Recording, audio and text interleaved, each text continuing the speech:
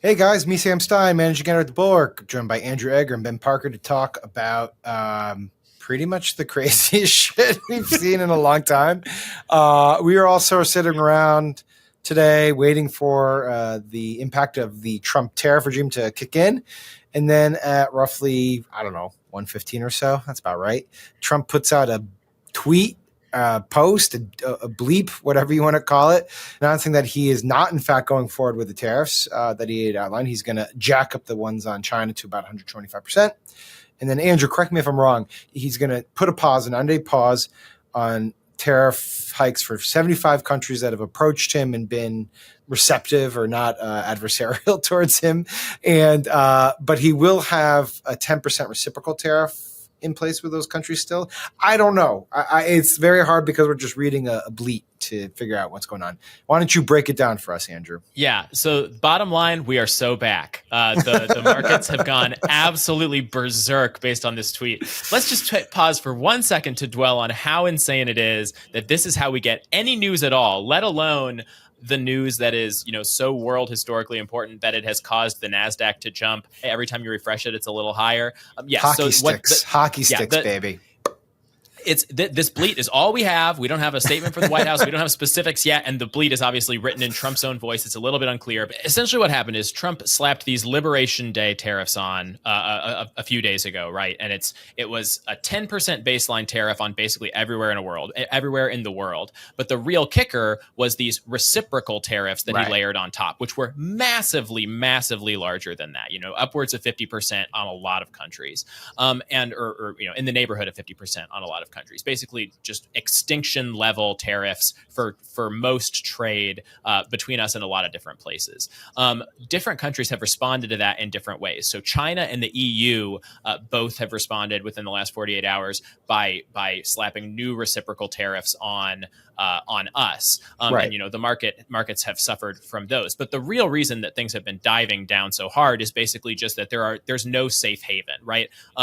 Everyone always kind of knew Trump was going to go after China. There might be tariffs and stuff involved there, but there were ways for countries to get around, or for companies to get around this sort of thing without abandoning the whole prospect of global trade at all, right? A lot of countries moved some manufacturing from China to Vietnam in anticipation of new China tariffs and things like that. This would have so that was why things spiked down so hard. Now what Trump is announcing is the 10% baseline tariff, seemingly, according to the wording of his tweet, is still going to be in place on everybody. So still a real giant disruption to global trade, but with the exception of China and the EU. And again, he doesn't mention the EU in this tweet, but you can cut the implication is that he says these 75 countries that have not retaliated, of about the 90 who he slapped the tariffs on in the first place, those 75 are going to lose the totally invented, totally catastrophic reciprocal tariffs and be only at the baseline. And again, we're seeing the markets just blast upward like a cork out of a bottle. A quick summarization from our friend Josh Wingrove at Bloomberg. He says this is a total reallocation of his tariffs and basically amounts to a 10% universal tariff, as Andrew said, 125% rate for China, which will basically amount to something closer to a trade embargo on China, and maybe rates higher than 10% for whomever else he thinks retaliated. I believe the initial number of countries was 90 plus or 90-ish. So that leaves about 15 countries that we don't know which countries. I don't know. Right? I mean, mostly here, but not the entire EU. There's more countries than that in the EU. I know. So it's like pieces of it. There are 15 non-mentioned countries who still might be targeted with higher reciprocal tariffs.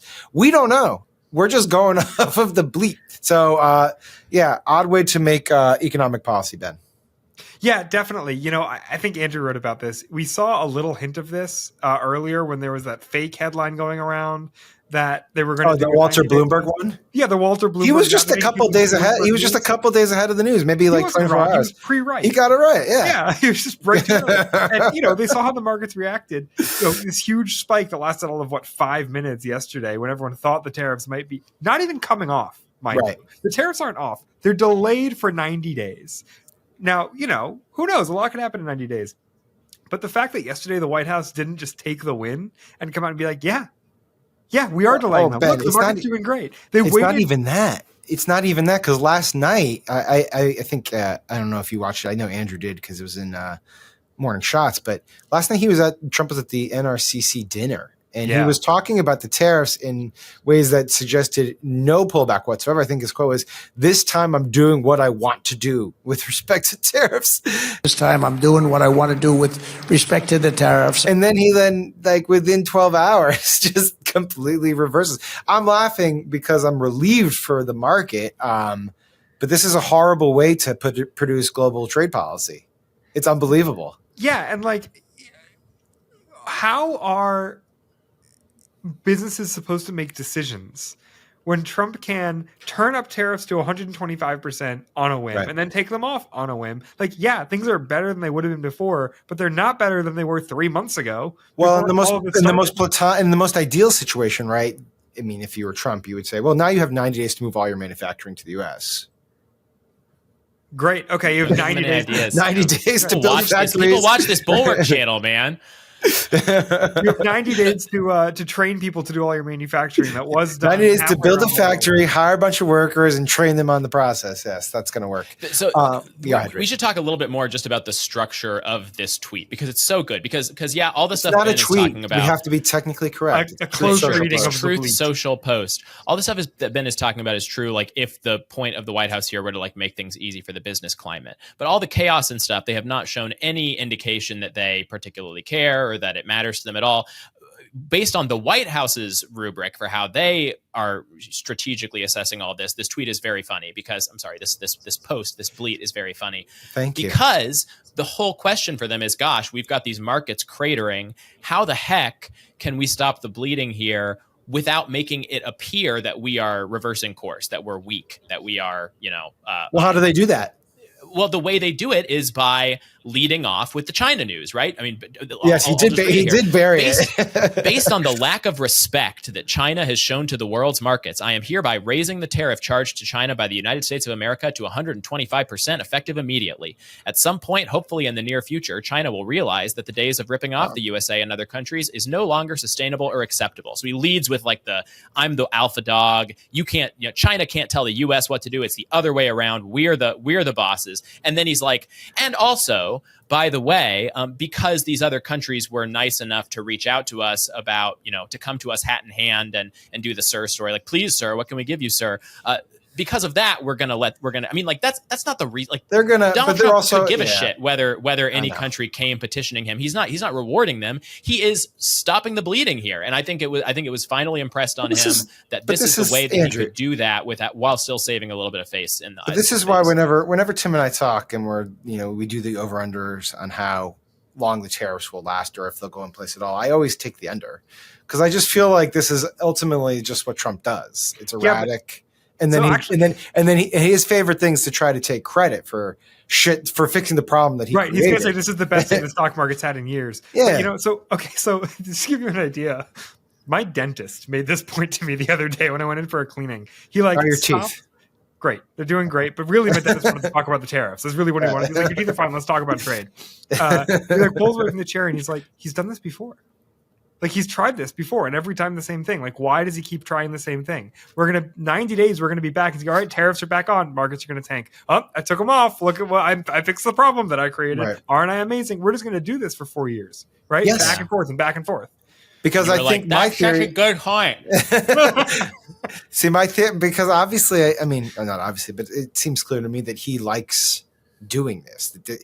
He just likes the chaos, and he likes the idea that he has people calling him and begging him for deals, or that he can cosplay a tough guy on the international stage. He doesn't really care about the actual policy. It's just the ability to have somewhat controlled chaos through which you can negotiate. And that, I think, gets his rocks off. So, yeah, we'll be back here in 90 days. The funniest thing about this to me, one other thing, is I would love to know Peter Navarro's take on this whole thing, because this is not the America First kind of vision that Navarro and even Trump himself have laid out for we're bringing it all back to America. You're going to have to do it here. The whole reason the market is shooting up is because now there's less disruption because people can just move out of China to Vietnam, move out of China to India or Japan. Keep buying things from overseas. Right, exactly. Yes. And if the point of this was that, as Trump just said yesterday, we have so much money coming in, billions of dollars coming in. We're going to be so rich. We're going to be so rich.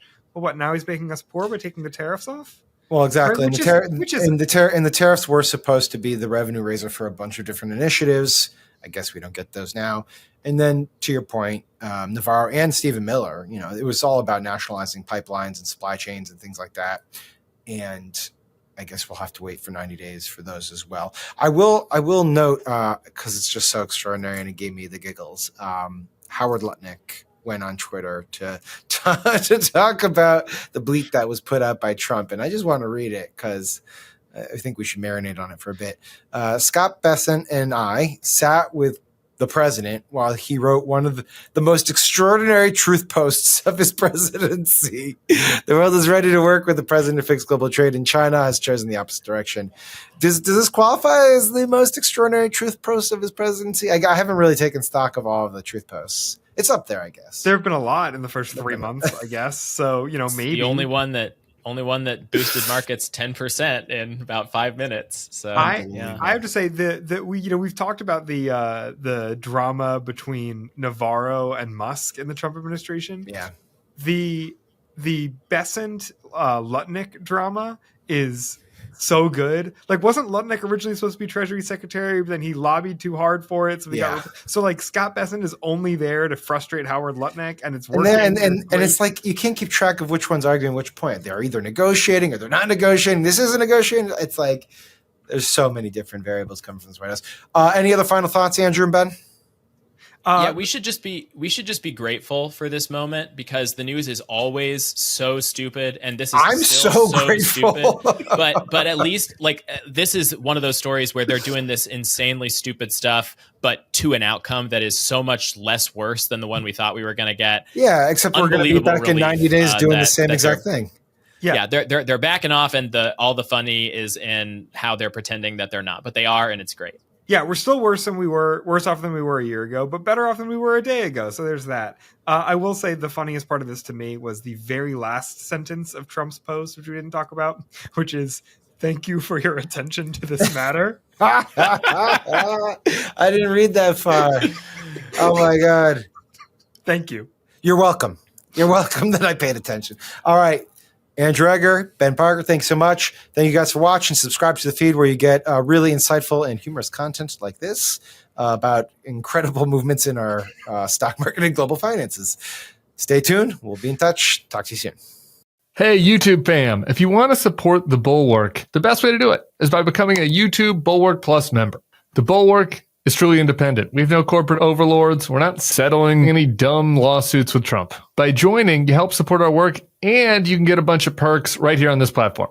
Ad-free content, bonus videos, live streams, and some emojis of me, which I guess some people want. So come join, come hang out, become a Bulwark YouTube Plus member, and I'll be seeing you in the comments. So behave.